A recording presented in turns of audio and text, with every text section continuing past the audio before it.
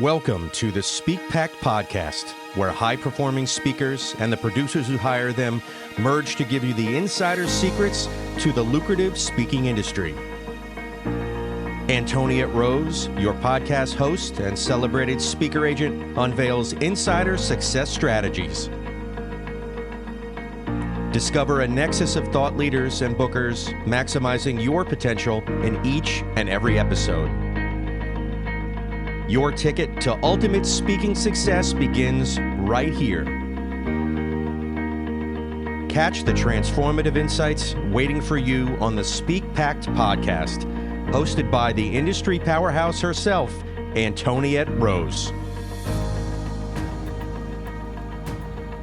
Welcome back to SPEAKPact. We are thrilled that you are joining us today, and we are going to dive into a really interesting world that I think will make sure that you're going to walk away an entirely different person. So stick with us. We are going to dive in to a journey with Pandit Dasa that is unusual, but I think that we can all relate to on one form or another. So welcome to the stage, Pandit. Antoniette, thank you so much for having me as a guest on your show. I'm super thrilled that you're here. And I love that your journey is so unique because all roads can lead to a certain body of success that we all feel like we want. And there's not one path there. Your path is much different than probably most of us who are hearing right now. And that was, you began as a monk and you are now a sought after speaker, keynoter, an influencer. So first and foremost, what drew you to such a devoted, disciplined lifestyle? And then what drew you out of it to get your voice heard, I guess? Yeah. Well, I'll start by saying it wasn't something that I had ever planned, is to become a monk. My parents didn't move to the US from India, hoping that their only child and only son would move into a monastery, right? So I will start by saying that it's not something I planned. And I think a lot of things in life do happen when we just don't plan for them, and you just never know which direction, which turns life's going to take and where you're going to end up. So basically, a little bit of my own backstory. My parents moved from India to the US in 1980. They came with little to nothing. Very simple, very humble beginnings. One of the first things they did was they set up a small gift shop on the boardwalk of Venice Beach, California, which I'm very popular, which I'm sure most people have heard of. I grew up in LA, so I'm very familiar with it. Okay, perfect. So I was 7 years old. My parents in the early 1980s are setting up shop, a booth on the boardwalk, right where that Gold's Gym is, where the basketball courts are, right across from there. Yeah, right there in the sweet spot. And they were working 7 days a week. And I was 7 years old, so I was just running around Venice Beach, just came from India. It's a whole new planet for me as far as I'm concerned, and for them too. And within a matter of about 8 years, with, I guess, some good luck, with some good karma, with a lot of hard work, they established a multi-million-dollar jewelry business from that little booth. Wow. To having their own gold plating factory. They were plating jewelry. They built a beautiful home on the hills of Los Angeles, California, like a 3-story home, 5 bedrooms, 5 bathrooms, pool, jacuzzi, like the whole works. Wow. And this was a huge jump for us. My dad, he grew up in India very poor. At times he was homeless, like sleeping on sidewalks and things like that, right? So he came from that to what I just described, the house that we lived in. I can't imagine the kind of determination it takes for a human being to go from like on the streets in India to the LA life, the 90210 lifestyle, right? So we began living the American dream within 8 years, so to speak. Right? Wow. I mean, even sooner than that, but this was like, at the peak for where we were living. But then in the early 1990s, my parents' jewelry factory burnt down because of a fire. They ended up losing the whole business. Oh my goodness. Ended up losing the house, went bankrupt. Like it was a complete collapse. And again, I was what, like 18 or 19 at this time. I'm just like an observer because I'm just in school, just having fun with my friends, going to the beach, playing basketball, just like, just having a good time. My parents are working hard and I'm just doing what I guess I'm supposed to do at that age. And at that time in the early 1990s, that my dad's trying to figure out what to do. So he decides to explore new business opportunities in post-communist Bulgaria. Mm. I know. I guess we should take a pause and let everybody let that sink in for a moment. So he goes to Bulgaria because it had just come out of communism like 6 months or a year before. So the country had been literally turned upside down in months. The people were confused. They didn't know what was happening. The USSR was breaking apart. And so we basically, then my mom and I decided, okay, we're going to just move to Bulgaria because we had nothing left in LA. So we moved from this 6-bedroom house on a hill in Los Angeles to a 1-bedroom apartment in post-communist Bulgaria. Oh my goodness. And major, major culture shock, social shock I was in, from the life that I was living to now in a place where nobody even spoke English. And no, being from India, brown skinned, we stuck out like anything, right? This is post communist Bulgaria, right? So it's just like, whoa. So I was getting looked at everywhere I went. It was just the strangest experience. And you're Where about 18 at this point? I was 21 at this time, Okay. Well, coming from this melting pot environment in LA, hmm, like just being completely isolated socially and everything. And nobody speaks English. Everything on TV is either in Bulgarian or Russian. So at that point, I was just going through emotionally so much, socially, spiritually, everything was kind of turned upside down. So I turned to mindfulness and spirituality just for my own inner peace and sanity. And that really helped. We stayed there for about 2.5 years. And because it was so unstable, we left, came back to the US, to the East Coast, to New Jersey. My parents set up like a retail shop in New York City. I helped them with that a little bit. And then I met some monks in New York, of all places. New York has everything to offer. It depends on what you're looking for. And I didn't even know I was looking for that. And then started having conversations with them. And one of them said, you seem to have been through a lot in life. You may want to check out a monastery in India and just spend some time there. I was like, that's the wildest thing anyone's ever said to me so far, other than we're going to go to Bulgaria. So that was the second wildest thing. And the idea, first I rejected it, but the idea began to grow like a seed had been planted and started to sprout eventually. And several months later, I'm like, I think I'm going to do this. I told my parents, I need to take some time for myself. A lot's happened. I can't stay on this roller coaster with you guys. I need to land and ground myself. So I went to this monastery in Mumbai, India, and with the idea of just being there for a month, right? That was it. Like, I'm going to go just clear my head for a month. That's it. Everybody sleeps on a hardwood floor there. There's 40 monks. No one has a bed. No one has a mattress. No one has their own room. It's communal living. You sleep on a hardwood floor with a thin straw mat. wow. And I had a sleeping bag, and that was my bed. Literally, there was no guest accommodations. You go in there, you're with everyone. You're with the monks.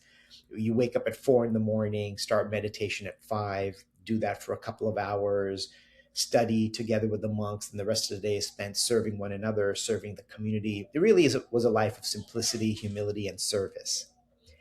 And something interesting was happening inside of me where I began to feel very peaceful in that lifestyle. A certain contentment which I hadn't experienced ever before, even when we were multimillionaires in LA in the 80s, right? I was feeling something, and I was really trying to figure out what this was. Why am I feeling so satisfied? Why am I enjoying the simple living and serving others and growing spiritually? So I ended up spending 6 months in a few different monasteries in India. I'm like, while I'm here, let me just explore what this is all about before I go back and get caught up in just the whole American lifestyle. So 6 months go by. I leave India, and I asked the monks in New York if I could move in with them for a little while. They said, yeah, sure. We have a tiny, 2-bedroom, 3-bedroom New York style apartment. I'm like, yeah, sure, that's fine. Used to sleeping on the floor by now. Moved in there, ended up spending then 15 years of my life Wow. as a monk on the Lower East Side. I don't know if you've been to the Lower East Side. It's like Venice Beach, but without the beach. It's just a But wild. without the beach. Holy goodness. No. My mom grew up in Brooklyn and Queens Okay. area, but I'm that's as far as I know. Yeah, I mean, next to us was a tattoo shop. Then there was three bars and restaurant. Oh my Across the goodness. street was an underground nightclub, like across the street, and right next to that was a funeral home, and next to that was like a deli, right? So So it's 15 years, and you had a lot of time to think about mindset, mindfulness. My son has done several Vispasanas. I don't know if they're yeah, anything, just a tiny dot in that experience that you had. He's talked me into it, and he's explained some of those things. I'm like, he's tried to talk me into it. He's explained some of those. I'm like, absolutely no creature comforts. So you, I guess, would get really down to the gritty nitty gritty as far as what truly is necessary, what's not necessary that we think is. So what moved you from after 15 years of that immersion to, I believe now you have a family, right? yes, yes, yes, So yes. what moved you from, so now you'd be in your 30s. Right. So what it would seem so ingrained. How did you pull Well, yourself out of that and why? yeah, so I moved into the monastery in my late 20s. And so I'm in my early 50s now. Oh my goodness. Well, I mean that by the time you left, how long ago did you leave? 12 years ago, roughly. Yeah. So you would have been in your Yeah, 40s? 41. I was 41 at Okay. that. Wow. Yeah, Okay. So 41. I had you in your 30s, but you would be in your, that's your life at that point. Your adult Yeah, life was as a monk. So yeah. what started to change? What transitioned you? I think there was a few things. One is that I did want to have a family. I wanted that experience.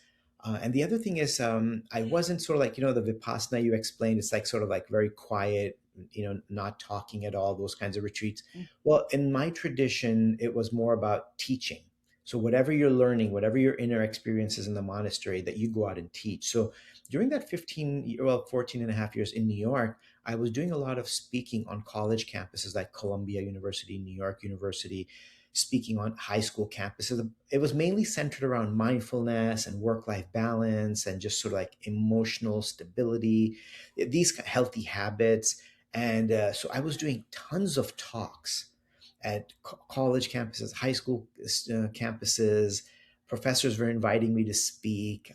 Yoga studios were inviting me to speak. Interfaith groups were inviting me to speak. It were was you being paid or you're just doing no, this it as was kind all of a volunteer. mission? It was Mhm. just voluntary basis because as a monk you're supposed to teach. That was my duty. So it was Mm, completely unpaid, and I liked it that way because then I could go speak my truth and not have it, adjusted to someone else. So I right. could be me. I could really just speak. And so I also discovered, even though, believe it or not, I was absolutely terrified. And let me repeat that, terrified of speaking publicly. I grew up that way. No confidence, would like shake in my boots if I had to do it, even in front of five people. But then as I started doing this, I noticed that I was helping people a lot with the messages of, again, just, balance, finding that balance and having the right mindset in life. And I developed a love for speaking, especially because it was helping people. Right. And so that was the second thing. After speaking to college and high school students for over a dozen years, I just felt a need to take my sort of like message to the next level, which meant the corporate folks. And Hmm. I'm like, well, I know college students obviously go through a lot of stress. It's a new phase of their life. A lot of them are living on their own. But I'm like, corporate life, these are folks who have families, mortgages, tons of payments for all kinds of things. And there's so many other things going on, navigating kids and families, just so much going on. Like, I'd love to be able to share this with the working folks. And that was a desire that was just the fire was beginning to build. And just gradually, during the last year of my monastery, it just happened it fell into my lap sort of. Several friends during in 1 year period invited me to speak at their companies. And you won't believe this. One of the first companies I spoke at was Bank of America on 42nd Street and 6th Avenue. They're like one of their headquarters, to a group of 1,500 people, So as right? a monk at that point, were you actually like in monk clothing or were you wearing professional clothing? Well, to speak in companies, I had to wear like a regular Western clothing, like pants, shirts, that kind of thing. And I didn't have any of that, right? So I had to like either I went back, my parents were in Jersey. I'm like, hey, I need to come and dig out my old clothes from my closet. I've got a speaking gig. That's and then great. and then when I went to Google, I spent there was a friend there, and then I said, hey, I think I need to borrow one of your shirts. Like this is how I was doing like my first speaking engagements like 12 years ago, because I all I had were robes of Yeah. monk, and like you can't just show up like that. It's going to be too much of a shock for people, and then they may not be able to hear the message. And so so I spoke at Google, Bank of America, Novartis Wow. Pharmaceutical, Intel. These were like smaller talks, but then this was my entry into the speaking world. And that's when I was leaving the monastery. Also, I was just like make graduate. I'm like, okay, I guess maybe this is something I could do. And then a few of the really prestigious and large speakers bureaus took me on because they'd never worked with somebody who was a monk before. Like, they'd worked with Right. prestigious politicians and other famous people, but never like a former monk. So they took me on, and gradually that's how my speaking career actually took off. As I'm very grateful to them, who I still work with them on and off, to kind of getting me out there in that exposure in front of large corporate audiences. So there's countless mindset coaches, mindset thought leaders out there. What unique perspective were you able to bring, having had that 15 years of being a practicing monk, for a company like Bank of America or Google? Like, what were they saying? Please bring this to us. What were they bringing you in for? Well, I think at that time they were really bringing me in, partly was to introduce mindfulness to their teams and to their organization, because that was a really big thing at that time. It was just becoming popular. Like 15 years ago, people were unsure about it, but they'd learned about it. There was research around it. And here I am, fresh out of the monastery. Right. So you can learn mindfulness from a lot of people, but someone has practiced it for have like 20,000 hours of mindfulness exercise practice themselves. So that made it something unique. Plus the story of becoming a monk. So, because I think for every talk, I think they do want a storytelling component. They want Sure. to hear a personal story, some kind of struggle, some kind of challenge, some kind of up and down that you've gone through, and that you've gotten through that with a smile on your face, and not just completely down on the world and like woe is me, but like, hey, it happened, it was a stepping stone, right? So I do think a lot of the mindset coaches, including myself, we probably have similar messages. I do think that there is a lot of similarities. I think it's the story that brings the uniqueness behind that mindset. Like, how did I not just get bitter about everything that happened, gaining so much and losing it all, and then having to build it myself. And now when I look back, I'm like, I'm so glad I had a chance to build it myself and didn't sort of like ride the wave of my parents' success. Because then I Sure. would have been like, well, I never really built anything myself. It was handed to me, and I just, at some point, that might have caught up to me, or maybe not. But having a chance to build it up on your own, and that's what sort of one of my messages is that, which was inspired by Steve Jobs's, I guess, somewhat famous quote, is that you can only connect the dots when you look back at your life. You can't connect the dots when you look forward. Mm. Because looking forward, you don't know what's going to happen. But when you look back, you're able to connect the dots. Okay, like me losing everything and going to Bulgaria, horrible thing that happened at that time for me. But now I look back, I'm like, that was the wake up call that I needed. Because I was just, again, I was surfing the wave, using more LA metaphors, of Mhm. my parents' success and just enjoying life, just hanging out with my friends and playing video games and going to the beach, just really becoming a beach bum, sort of. And that was a wake up call. Like, life is serious. No, playtime is over. Yeah, now I'm graduating. So every challenge and obstacle is a wake up call for us to get out of our comfort zone. And then from there, having to move to the East Coast, which was also very uncomfortable. I didn't know anyone there. I didn't have any friends there. And then having to like really just tighten my seatbelt and, and say, okay, here we go. This is the new challenge. And now we're going to deal with this challenge. If I hadn't moved to the East Coast, maybe I wouldn't have met the monks. Right. Maybe I wouldn't have met the monks. And my whole life changed because of that. And if I hadn't moved into a monastery, which really, in one sense, pushed me to speak, when I resisted that, I didn't want to teach, like, no, you have to. That's just part of our tradition. If I hadn't been pushed to do that, I would have never become a public speaker. It's like having a fear of heights and then becoming a skydiving instructor. Right? And that's kind of what happened. So I'm like, wow, that was terrifying, but look that's my main occupation. So my point is that every major obstacle does lead to a growth, and my life perfectly depicts that. So it's not theoretical concepts that I'm speaking of, which we can all speak on theoretically. We can understand that difficulties help you grow. But now I see that difficulties actually are there for a reason. We don't choose them. We don't put them in our lives, but the universe, the world, God, whatever you want to call it, says, here, I'm going to insert this because you've maxed out where you're at now. And you won't grow unless I put this wrench into your life, which is going to stop and jolt you a little. And then you're going to have to snap out of it and say, okay, it's time to go to the next level. So I think this is the message that I bring in, along with my story as a practical example. And then at one thing I think I was one of the first to do in the sort of the speaking industry in the corporate world, at the end of each speech, whether it's the 1,500 at Bank of America or the few hundred that were there at Google, I would guide everybody in a mindfulness exercise right then and there. And I just spoke to the National High School Athletic Directors. There were 3,000 people in the audience. And I had everybody close their eyes. And these are mostly all men, which is like meditation's, not so cool. They'd rather go to the gym. So had them close their eyes and guide them through 5 to 7 minutes of breathing exercises to calm their nervous system, to help build resilience, to help refocus their energy, their mindset, get rid of the negative apps that are open in your mind, which is one thing I like to talk about, is how to close the apps in your mind. We know how to close the apps on our devices, but do we know how to close the apps up here?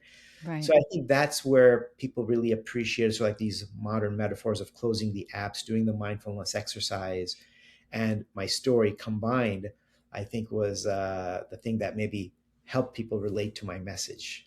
And For maybe sure. what's unique. Yeah, a few things I'd like to touch on that you brought up. Such an integral part of a successful journey to becoming a sought after thought leader, speaker, corporate trainer. If you don't have these, then your road's going to be pretty rough. And you instinctively kind of found them along the way. Number one, you didn't aspire to be a speaker, but you did aspire to serve. You would have, or you wouldn't have become a monk. And so when we're serving, when we're giving of ourselves, it's really hard to get nervous doing that, right? Because your focus goes off of yourself and it's on to that person that is looking for a solution, and you're guiding them to the extent that they're allowing you to. So in that, you found your voice and you found your courage, because it shifted from being about you to being about them. So you just kind of organically found that. I love that bridge. And they say, you've heard this quoted many times, but something along the lines of, for many, many, many people, public speaking is akin to death. Like they'd rather die or Yeah. to do anything, right, other than have to public speak. And that is because the focus is still on them. Am I good enough? Am I going to do good enough? But when that shift happens internally and then presents itself externally, where your hair can be a complete mess, whatever, it doesn't matter, because this person is reaching out for help. If they're in your audience, they're there because there's a lack, there's something that they are lacking, and you can be that bridge for them. Then that's what that becomes exciting. It's very, very difficult to get nervous in a situation like that. Mm-hmm. And then you are creating an experience for them. You're not just a talking head. Yes, you're sharing your story, you're sharing your lessons along that journey so that they can learn it and hopefully not have to move to Bulgaria to or become a monk for 15 years unless God calls them to do that. Um, they can learn from your extensive life story and pin it to places in theirs that make sense, whereas they can take action from there. So they don't have to start way back. They can take action from that place and go forward. So you create a tangible experience for them.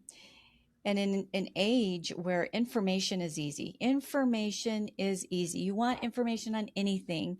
We've got that now, or you didn't necessarily have that in the 80s, but we have that at our fingertips at any given moment.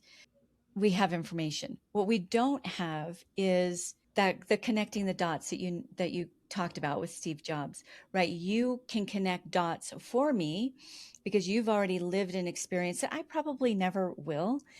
I very, very, very likely never will, but I can still catch points within your story that I can then use as my launching pad into something else, especially when you create that experience through your talk where I'm not going to say I'm going to go home and maybe try that. I'm actually right there corporately while the energy is still in the room doing it with you. And that's going to stick. People might forget what you say. They Mhm. never forget the transformation that you instill in them or Yeah. how that made them feel.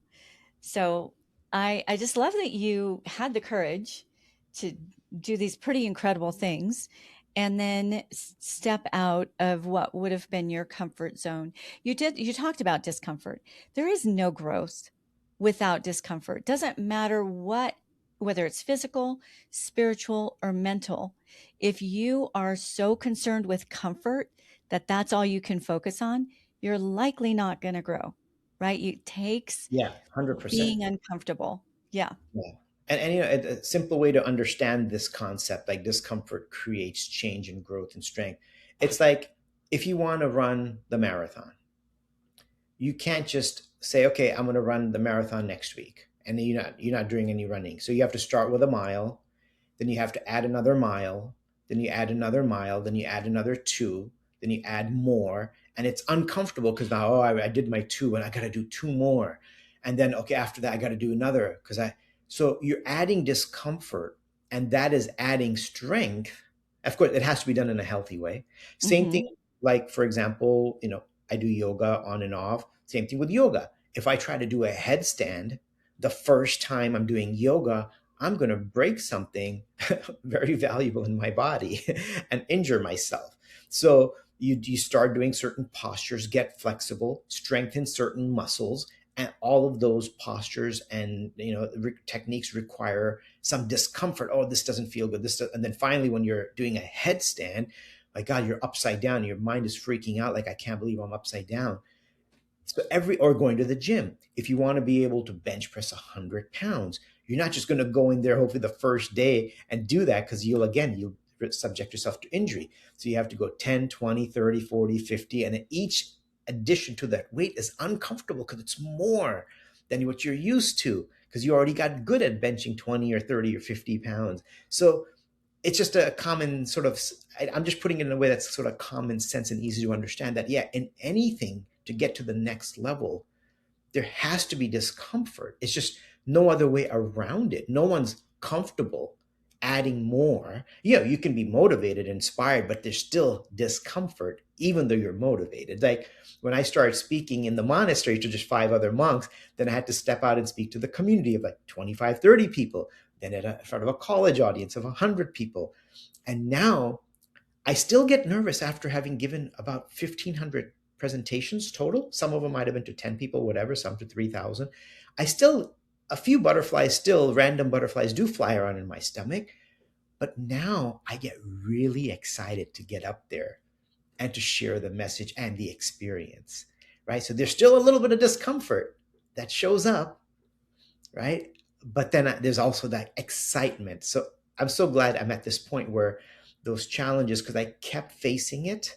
I remember telling myself in the monastery, I'm like, the only way I'm going to overcome this fear is I'm just not going to say to no to any speaking engagement that comes, any invitation that comes, even if it's 3 people in their home to their family, I'm going to say yes. And literally, I did that. Like anything that happens, whether it's 100 or 3 people, I'm just going to keep doing it. And I said, I just don't say no to anything, because it took 5 years to overcome the fear. Like I was uncomfortable for the first 5 years of teaching. I didn't like it. It was exciting, but I would dread it so much. And it was exciting, and again, I would dread it so much. So I just said yes, yes, yes, yes, yes, yes, yes. And now look what it gave me, something that I really enjoy doing. Yeah, and I love that you didn't do it. So it's going back to your bench pressing metaphor. You're not bench pressing because you love bench pressing. You're not bench pressing for the act of bench pressing. You're pressing for the outcome that gets you. So you were speaking not to be a speaker. You were speaking for the outcome of that life that could be transformed on the other side. So that was the exciting part. But you Mm-hmm. never really wanted to be a speaker. So that was always the part you had to get yourself over each and every time. And even in your promotional materials, I see, and your public materials, I see that you're not necessarily overtly talking about learn mindset, which in mindfulness and those kinds of things. Yes, that's a huge part of who you are and a huge part of your message. But what you're really talking about are the outcomes, especially when we're speaking in the terms of corporate, Yeah. right? The outcomes of what that does. Some of the things you talk about is it improves employee retention. It helps decrease quiet quitting. It improves workplace culture. People like coming to work when they like who they're around. And when people are more mindful, they're going to be more pleasant to be around. All of those things. So it's it's not the thing, it's the thing, it's what you get from the thing. Mm-hmm. So I think that's just so important for us to grasp as speakers, because I think sometimes we lead with resume. Hey, I've been a monk. I'm now a best-selling author. I'm this world-renowned speaker. Like, well, good for you, right? You're still talking about you. Yeah. Why do I care? I mean, it's just human nature, right? But when you lead with, is your organization bleeding their best employees? Are they Yeah. leaving all the time? Yeah. Yeah, ouch. Yeah, that's what we're dealing with. Do you have an answer for that? Right. Yeah. And then I want to draw you in. So is that, Pundit, is that how it's happening for you now? Or is that how what got the ball rolling for you is one organization or one body of people would hear you, and from that they're like, wow, you've got to bring Pundit in. He's really going to help your, does that kind of how it organically grew? Or did you go out and start doing outbound? Is it a blend of both? How did you get to the place where you, very humble beginnings, to where you are now as far as your voice is concerned? How did you get here? So, as I mentioned, I think a lot of it was the speakers bureaus that got me out there. I think they really liked my story and the messages, and my messages have evolved gradually. First, it was mainly speaking on wellness and mindfulness and mental health, right? That's where I started from. And because that affects, again, you're working with colleagues, we're working with people. And if your mental health isn't good, in what capacity are you showing up for your colleagues? And what capacity are you, if you're in sales, what capacity are you showing up for your clients? If you're not in a good state, you think they're not going to pick it up? You think they're going to trust you with their money or their business, right? So one message is always like, self-care is not selfish. Take care of yourself, because you want to be a colleague that other colleagues can turn to, that they can trust. And that's how culture is built. It starts with each individual. Because sometimes, where people think, oh, the leadership is supposed to create the culture. And that's true. I agree with that. And I say that message all the time to leaders. But I'm like, every person is responsible for culture. If you have a bad attitude sitting at your desk, you don't think that's impacting the culture of the people on your right and on your left? 100%.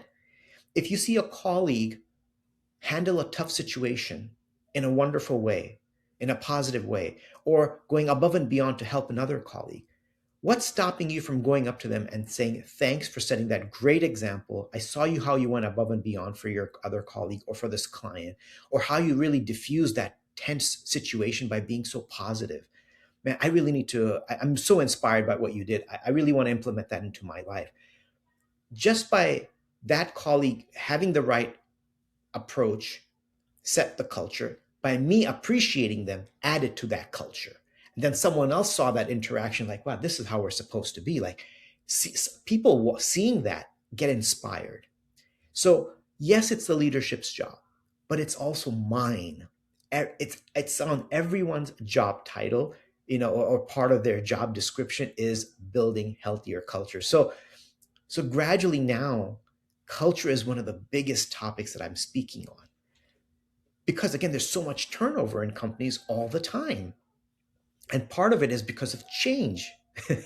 Right? Because again, I've been through so much change, so I can relate to changes in a corporate environment. They cause so much stress. AI is moving in, that's causing so much technological change. Sometimes leadership is bad. There's a merger that happens, and old leadership is gone, new one moves in, and everyone's in anxiety. Am I going to be here tomorrow? People can't work in a healthy way when they're anxious about their future. So, whatever your future is, we don't know that, but I can still control my mindset right now and still be the best colleague that I can be in this moment, because everyone's going to remember you, again, like you said, for how you made them feel and not what you said. So, if we're living, being the best possible colleague we possibly can be, our colleagues are going to remember that. And we don't know where our paths are going to cross again. Yeah, so I think what I'm hearing you say is you started off with what was right for that time as a speaker and as a thought leader, but you kept in touch with the mood of people and what's going on. And Yes. as that evolved, you evolved as well. I think that's a really, really important lesson. It's not set it and forget it in this industry Mm-mm. at all, because that you'll become irrelevant. But Yeah. you kept yourself relevant by understanding what focused on them versus focused on you. If you were focused on you, I've got my talk, people love it. You stuck in that Yeah. in that lane. Well, they're veering off and you weren't veering off with them. Yeah. But instead, you stayed in tune with what their needs were, and you adapted to what was most useful. And 2 years from now, or it's going to evolve again. I Hmm. think that's what keeps you a pliable, relevant, effective speaker and thought leader into however many decades that you want to do this. So, are you mostly speaking to corporations at this point? Yes. Yes. For the most part, yes. Conferences, associations, company retreats, offsites. Yeah, it's usually audiences is what I'm speaking to, So, of what all. gave you the? Oh, go ahead. Yeah, and all industries too, from like aerospace to automotive to Nice. IT to pharmaceutical, banking. Yeah, basically across. The message is fairly universal. It's So, how very. hard was it for you to shift from having done it for free as part of your mission, as part of your ministry, to when you very first started charging, Yeah. to now, which I believe it's your core profession Yeah. outside of your books. So, Yeah. how was that evolution? It was actually quite difficult. It may sound strange or funny, but when I first started I felt very guilty about taking money for giving knowledge, because the monk principle was, you have something of value, you share it freely. And 15 years that was deeply instilled within inside of me. And then having to start, when and then initially when I would just get like a few $100 or something as a monk, I would just give it to the monastery because they were maintaining me. Like, okay, didn't really maintain a bank account. Maybe, I think I had a bank account with like $500 in case you travel and you need an ATM card, so I had something like that. But it wasn't easy. I felt guilty. I felt, maybe this is too strong a word, but like I felt like I was betraying my principles by asking for money. And at the same time, but reality does kick in, like, well, I'm not a monk anymore. No one's going to give me money, and I do need to pay bills. I'm not living at a mountaintop monastery where there's nothing required. So it did take, I'd say, a couple years where I shifted from feeling guilty to, I'm like, okay, I need to do this. It's okay to charge. And then, of course, it made it easier when the bureaus would just kind of set the whole thing up and you just go and speak and you get a check in the mail, So it was an You interesting. didn't have to be the one asking for it, right? Yeah, I didn't have to be the one asking. So that definitely, I'm glad you asked that question, because there was some internal dialogue that I went through, and certain shifts I had to make in order to be comfortable accepting money for sharing knowledge and wisdom. Yeah. Do you feel that bureaus are enough these days, or that proactivity can, especially for a newer speaker, an unknown coming into this industry, what would you recommend? Do you recommend just getting on with some bureaus, maybe with some non-exclusive agents, and sitting back and waiting for that to come to them, or to blend that with proactivity? I think it has to be a blend. And I think I probably waited a little too long, because for the longest time, the bureaus were like, somehow I just kept getting, Keeping you busy? yeah, they were keeping me busy enough, right? It was enough. Like leaving the monastery, I wasn't sure if I was going to be bagging groceries or what I was going to do. Like I really didn't know. 41, you're starting a career with people start at 22. So 20 years late, later than Wow. most. Uh, so I guess maybe I'll use the words again, luck or maybe good karma, that some of the biggest ones took me on and then started getting me on stages. And I didn't really know how to do marketing. Again, I was in a monastery. I'm not coming from a business background or all of these things. I barely knew how to use social media. But I would say nowadays most people have a pretty good grasp on social media. Like probably most people know way more than I learned in 10 years. And even then, I think I'm still behind the ball a little bit. So I think you, the bureaus are inundated with speakers. Like if you imagine like going to like, a Costco and you go to like buy cereals and there's like 100 different cereals, right? And a lot of them are similar. So each bureau has hundreds of speakers in each topic. And you're going to be one of them, right? And so now, and I know what I've heard from many speakers, it's hard to even get a bureau on the phone or to get them to represent you. And again, somehow I got in, and then as I got in more and more and more. I spent a lot of years, and I still do. If I see a new bureau, I say, hey, by the way, I'm working with these 50 other bureaus. If you want, you can put me on your site. They're like, yeah, sure, okay, no problem. So I still do that. But I do think a healthy outreach system, which I'm recently just starting to learn, believe it or not, after 12 years in the business. Like I said, I probably should have learned this a long time ago. A healthy outreach system is absolutely crucial to be found and if you want to survive in this business, because the business can be hard on many ways. And if this is a side gig right now, you know, probably safer to keep it there until you really have so many bookings where you just like, okay, I can leave the main thing and now I'm going to go do this full time, right?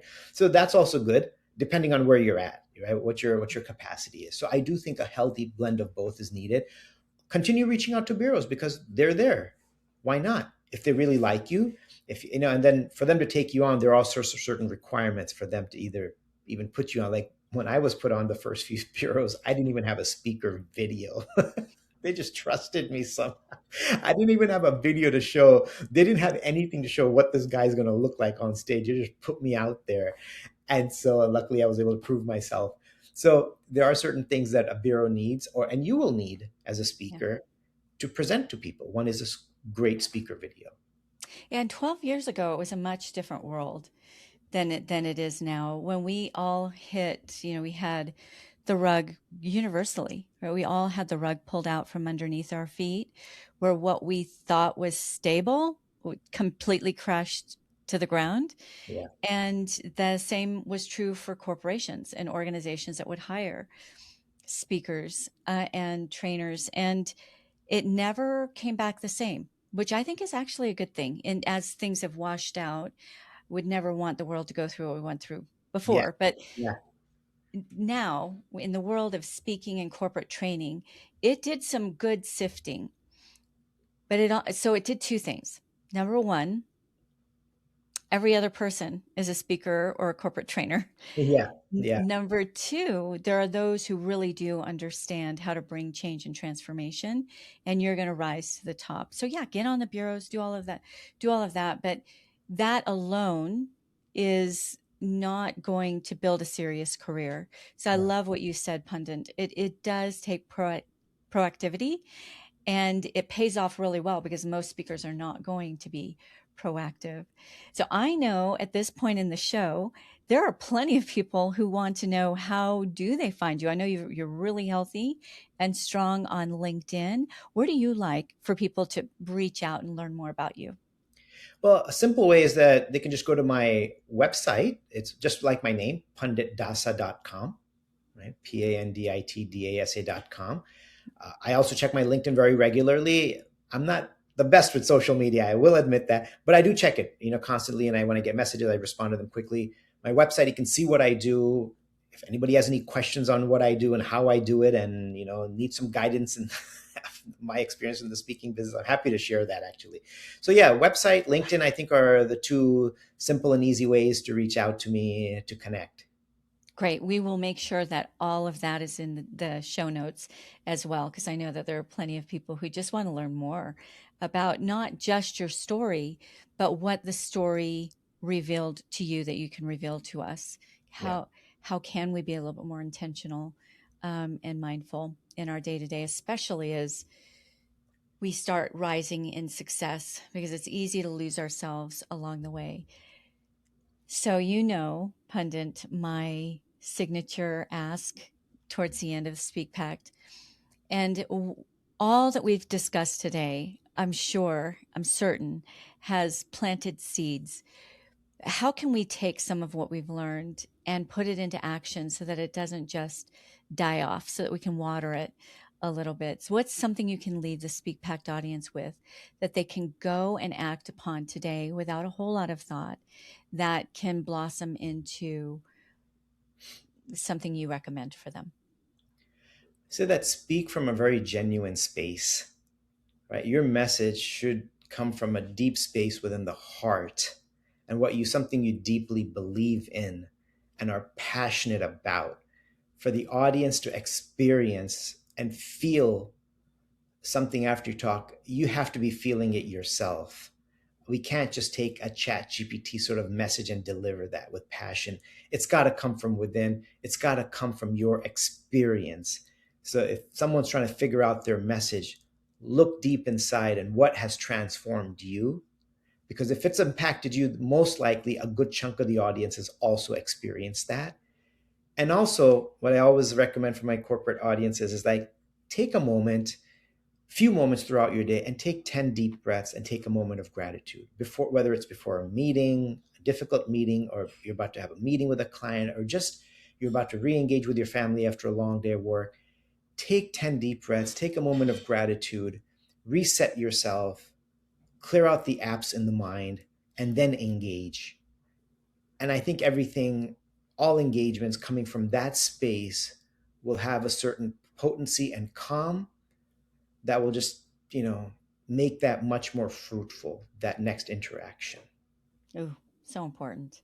Yeah, I think sometimes we hit the ground running and we just do it out of survival, or Mm-hmm. this looks good, this looks fun.